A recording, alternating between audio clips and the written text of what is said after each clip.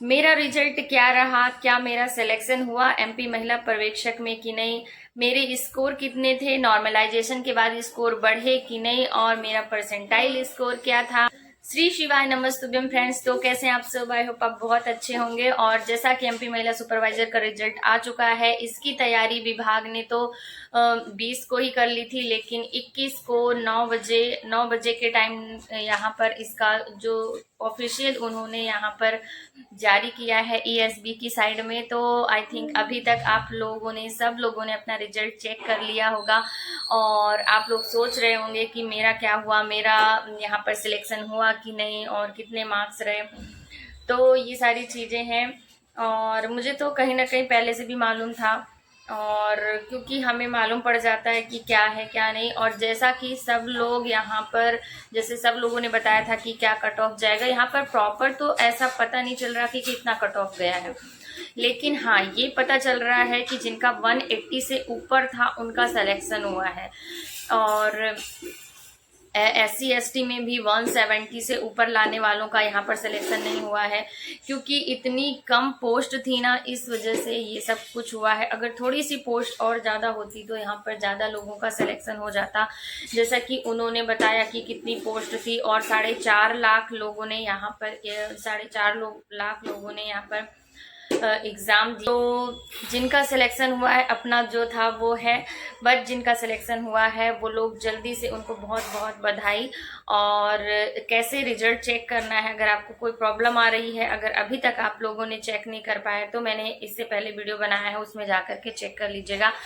तो चलिए, जिनका हो गया है सब लोग अच्छे से अपना डॉक्यूमेंट तैयार कर लीजिए और जॉब करिए, इसमें लग जाइए। और जिनका नहीं हुआ है उनको निराश बिल्कुल नहीं होना है, उनको फिर से लग जाना है। यही हमारा लाइफ नहीं है, बल्कि हमारी लाइफ का एक पार्ट है, ऐसा सोचना है और फिर से एक नई शुरुआत करनी है।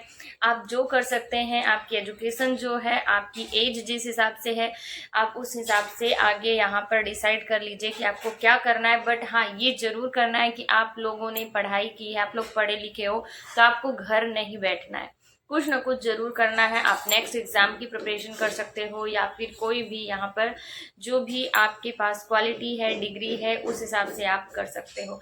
तो चलिए, यहाँ पर मैं पहले अपना बता दूं कि मेरा यहाँ पर सिलेक्शन नहीं हुआ है। और जैसा कि मैंने पहले आपको बताया था कि मेरे 164 मार्क्स थे और 164 थे, तो वहाँ पर मेरे हो गए हैं नॉर्मलाइजेशन के बाद यहाँ पर 165 पॉइंट करके कुछ हुए हैं। और जो परसेंटाइल स्कोर है मेरा 98 पॉइंट करके कुछ है। तो ये और जो वहाँ पर नीचे लिखा हुआ है मेरिट वेटिंग नॉट अलॉटेड, ऐसा लिखा हुआ है। और बहुत सारे लोग ऐसे हैं जो टॉप 10 में आए हैं, तो उनको बहुत बहुत बधाई हो। और तो ये था, अभी मैं आपको यहाँ पर दिखाऊंगी कि किस तरह से यहाँ पर मेरा रिजल्ट आया। तो ये देखिए, ये है उसका, यहाँ पर मैंने स्क्रीनशॉट लेकर के आपको दिखा रही हूँ कि क्या ऐसे जब आप वहाँ पर ईएसबी की वेबसाइट में जाएंगे और वहाँ पर आप मतलब कि अपना एप्लीकेशन नंबर, आधार कार्ड का लास्ट डिजिट और अपनी मदर नेम और आधार कार्ड के लास्ट 4 डिजिट का वहाँ पर आप एंटर करेंगे, तो उसके बाद आपको इस तरह से खुल जाएगा। और कल तो मतलब नहीं खुल रहा था, मतलब, लेकिन आज जैसे ही मैंने ये डाला फर्स्ट टाइम में ही, आज मॉर्निंग में ही ये ऐसा खुल गया और मुझे पता चल गया। वैसे मुझे पहले भी पता था। तो जैसे यहाँ पर लिखा रहेगा पेपर बी, क्योंकि खुली भर्ती वालों के लिए पेपर बी यहाँ पर डला हुआ था। और मार्क्स ऑब्टेन आप देख सकते हैं 165.97938 ऐसा लिखा हुआ है। और यहाँ पर मेरा परसेंटाइल स्कोर आप देख सकते हैं। ये जो पेपर बी के नीचे लिखा है प्रोपोर्शनेट मार्क्स, ऐसा लिखा हुआ है। तो ये मेरा वैसे पहले जब मैंने एग्ज़ाम दिया था तो स्क्रीन पर 164 आए थे, तो मीन्स कि इतना यहाँ पर नॉर्मलाइजेशन तो की गई है। और इतना मतलब 1 नंबर यहाँ पर मेरा बढ़ा है। तो परसेंटाइल स्कोर भी देख लीजिए आप, 90। तो ये परसेंटाइल स्कोर लिखा हुआ है और फिर इसके नीचे आपका लिखा है मेरिट वेटिंग नॉट अलॉटेड। तो मैंने देखा है कि कुछ लोगों का यहाँ पर वेटिंग भी मिली है और तो उनका क्या होगा आप देखते हैं आगे। बाकी जिनका नहीं हुआ है उनका ऐसा लिखा होगा merit waiting not allotted, means उनका नहीं हुआ है यहाँ पर सिलेक्शन। आपको ये समझ जाना है सीधे सीधे। तो चलिए कोई बात नहीं। तो देखा आपने, मैंने पूरा आपको स्क्रीनशॉट दिखा दिया, जो सही था वो दिखाया, कितने मार्क्स आए, क्या सारी चीजें मैंने यहाँ पर आपको दिखा दी। अब आगे क्या करना है आपको डिसाइड करना है। मैंने तो पहले ही डिसाइड कर लिया था। तो मैं बता दूं यहाँ पर मैं वो जो अधीक्षक वाली थी वहाँ पर मतलब कि वार्डन की जो आई थी, हॉस्टल वार्डन की, तो वहाँ पर मैं वो उसकी प्रिपरेशन नहीं करने वाली। और सही बता दूं तो अब मैं गवर्नमेंट जॉब की तैयारी भी नहीं करूंगी। मैंने बहुत तैयारी कर ली और मैंने ऐसा देखा कि इतनी कम पोस्ट दे करके और फिर पता नहीं क्या दिखाना चाहती है गवर्नमेंट की हाँ हम रोजगार दे रहे हैं। चलो बढ़िया है जो भी कर रही है। तो यहाँ पर मैंने टीचिंग स्टार्ट कर दी है और मुझे 1 मंथ हो गए हैं यहाँ पर टीचिंग करते हुए। तो अब मैं तो यही सोच रही हूँ कि मेरे पास एजुकेशन है तो मैं उसका यूज करूंगी और कुछ बच्चों को सिखाऊंगी। जो मेरे पास है वो मैं बच्चों को सिखाऊंगी और अपनी एजुकेशन का कुछ तो हम मतलब कि हमें मतलब कि हमने जो पढ़ा है वो हमारे पास जो ज्ञान है वो दूसरों को जरूर यहाँ पर देंगे। और ऐसा नहीं कि हम घर बैठे रहेंगे।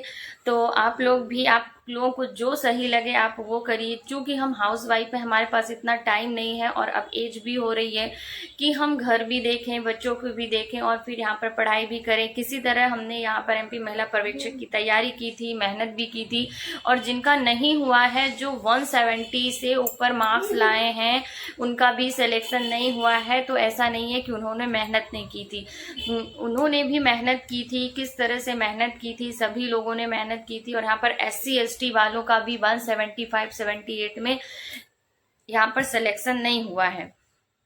तो आप समझ सकते हैं कि इस समय जॉब की क्या हालत है। और जो अनरिजर्व्ड वाले हैं उनका तो 100 परसेंटाइल पर यहाँ पर सिलेक्शन हुआ है। 99 वालों का भी सिलेक्शन नहीं हुआ है। जिनका 100 में 100 परसेंटाइल है उन्हीं का सिलेक्शन हुआ है और उन्हें ही यहाँ पर महिला पर्यवेक्षक की जॉब मिलने वाली है।